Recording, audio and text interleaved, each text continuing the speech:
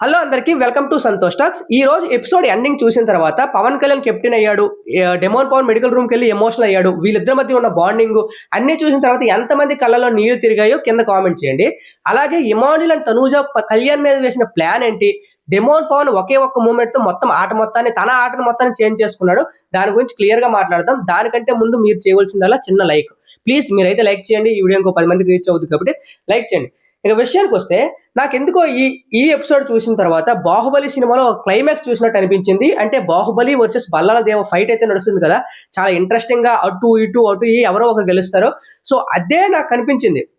అది ఎందుకు అనిపించింది అంటే టాస్కుల్లో ఇద్దరు తోపులే. ఇటు పవన్ కళ్యాణ్ ఫిట్టు, అటు డెమోన్ పవన్ ఫిట్టు. ఇలాంటి వాళ్ళకి ఇద్దరు ఫైనల్ టాస్క్ ఆడుతున్నప్పుడు ఎవరు గెలుస్తారనే ఇంట్రెస్టింగ్ ఫ్యాక్టర్ అనేది అందరిలో ఉంటది. అలా గెలిచిన తర్వాత ఏమైనా సెలబ్రేషన్ లో మూడ్ లో అందరూ ఇన్వాల్వ్ అయిపోయారంటే లేదు, చాలా ఎమోషనల్ మూమెంట్స్ లో వెళ్ళిపోయారు. ఫస్ట్ ఆఫ్ ఆల్ నాకు జెన్యూన్ గా ఒక పర్సన్ ఎందుకు నచ్చుతున్నాడు అంటే పవన్ కళ్యాణ్ నాకు ప్లేయర్ గా కాదు, ఒక మనిషిగా నచ్చుతున్నాడు. ఆ మనిషిలో ఉన్న మంచితనము, ఆ జెన్యూనిటీ అనేది ఈ రోజు ఎపిసోడ్ లో కూడా మళ్ళీ బయటకు వచ్చాయి. అది ఏంటి అంటే కెప్టెన్ అయ్యాడు. కెప్టెన్ అయిన తర్వాత తన ప్లేస్ లో ఇంకెవరున్నా వాళ్ళ అమ్మ మాట కోసం కెప్టెన్ అయ్యాడు. అలాగే తనూజ కూడా ఏమంటదంటే, నువ్వు మీ అమ్మ ఎంత బాధపడుతుందో లేదు తెలియదు కానీ నువ్వు కెప్టెన్ అవ్వకపోతే నేను అంతకంటే ఎక్కువ బాధపడతానని చెప్పొద్ది. అంటే ఇష్టమైన పర్సన్స్ ఇద్దరు చెప్పారు. అలాంటి మూమెంట్ లో కెప్టెన్ అయిన తర్వాత ఎంత ఆనందంగా ఉంటది, ఎంత ఎమోషనల్ మూమెంట్స్ తో సెలబ్రేట్ చేసుకునే వాళ్ళు ఉంటారు. పరిగెట్టుకుంటూ వెళ్ళి జెండా లాగేసి ఎగురు గంతేసే వారు కూడా ఉంటారు.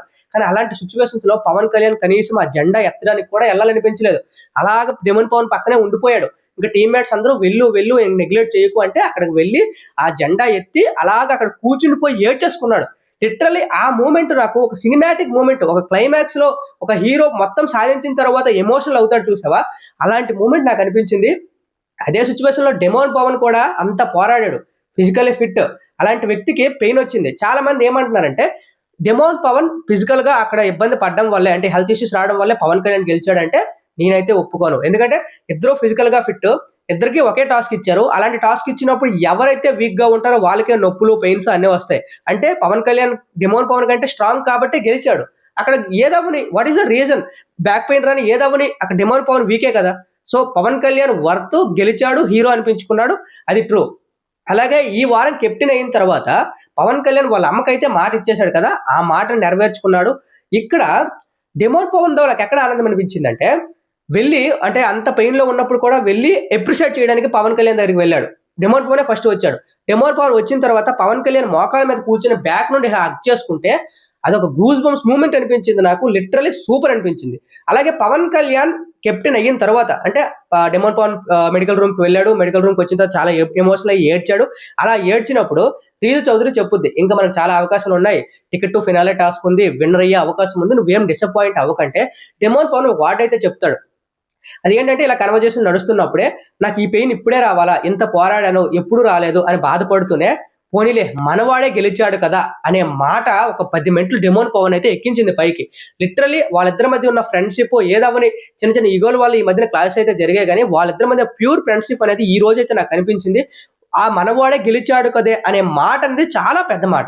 సో అలా జరిగిన తర్వాత పవన్ కళ్యాణ్ కెప్టెన్సీ బ్యాడ్జ్ ని పెట్టుకోవడానికి వచ్చినప్పుడు అక్కడ సెల్యూట్ కొట్టి కెప్టెన్ పవన్ కళ్యాణ్ రిపోర్టింగ్ అనే సెల్యూట్ అయితే కొడతాడు కదా ఆర్మీ గెస్చర్ తో, అది భలే అనిపించింది. అది ఎపిసోడ్ కి ఒక గూస్ బంప్ మూమెంట్.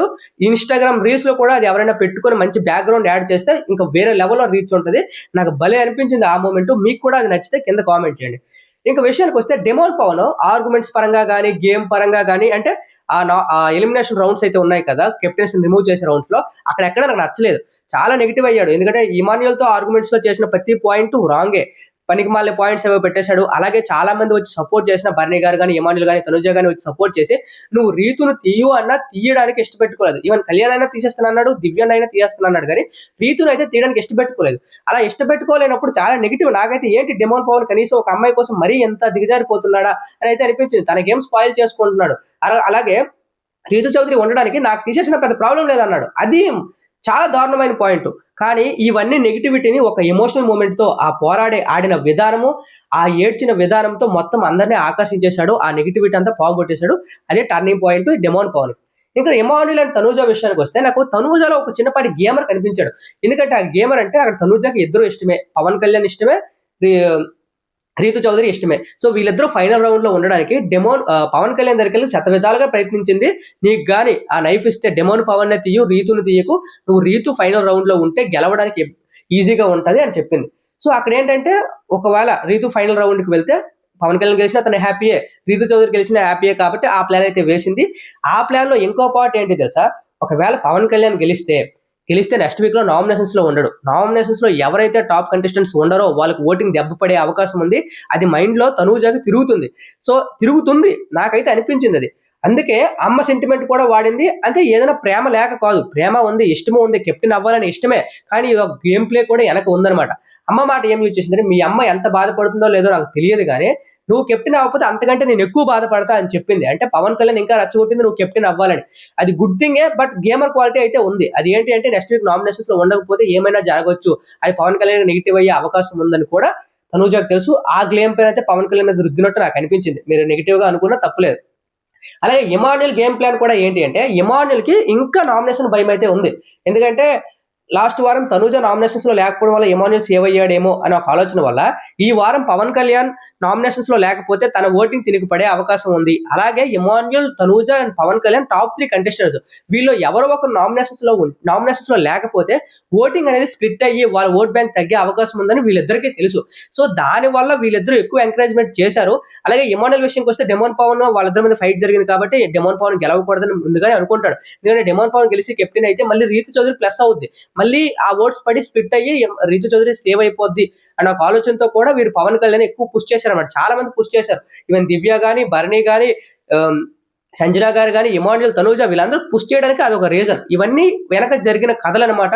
అంటే ఈ ఎపిసోడ్ ఎలా నడిచిందంటే ఒక సినిమాటిక్, ఎమోషనల్ గా, కన్నింగ్ గేమ్స్, ఒక్కొక్కరి గురించి ఒక్కొక్కరు ప్లాన్స్ వేసుకున్న విధానం అన్ని ఒక సినిమాటిక్ వేలో అనిపించింది. లిటరలీ పవన్ కళ్యాణ్ చూస్తే నాకు భలే అనిపించింది ఎపిసోడ్ లో. మీకు అలా అనిపిస్తే కింద కామెంట్ చేయండి. Thank you so much.